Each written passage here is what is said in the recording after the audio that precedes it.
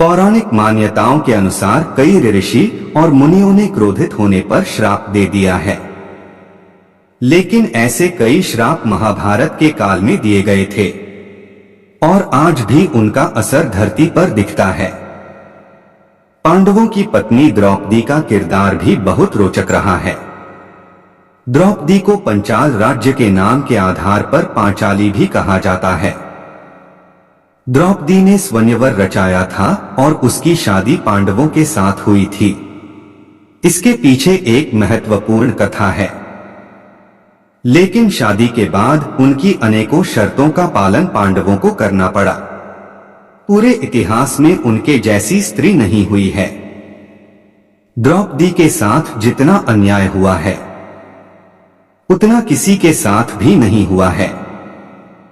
महाभारत में कई कथाएं प्रचलित हैं। आज उनमें से एक है कि द्रौपदी ने कुत्तों को क्यों श्राप दिया था।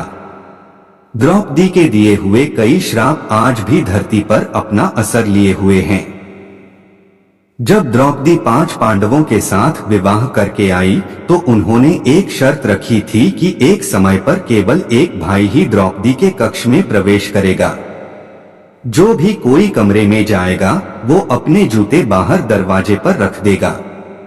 इस नियम का उल्लंघन करने पर अपराधी को तुरंत 1 वर्ष के लिए वनवास जाना होगा। इसी कथा के आधार पर एक दिन युधिष्ठिर द्रौपदी के कक्ष में था, तभी एक कुत्ता दरवाजे के बाहर से उनके जूते चुरा कर ले गया। इसके बाद अनजाने में अर्जुन ने कक्ष में प्रवेश कर लिया और अपने बड़े भाई को द्रौपदी के साथ देख लिया और शर्त के अनुसार अर्जुन को निर्वासित होना पड़ा। द्रौपदी को इस पर बहुत शर्मिंदगी महसूस हुई और उसने कुत्ते पर सारा क्रोध निकाल दिया जिसने युधिष्ठिर के जूते चुराए थे। उसने सभी कुत्तों को शाप दिया कि सारी शर्म भूलकर संपूर्ण विश्व तुम्हें सार्वजनिक रूप से मैथुन करते हुए देखेगा।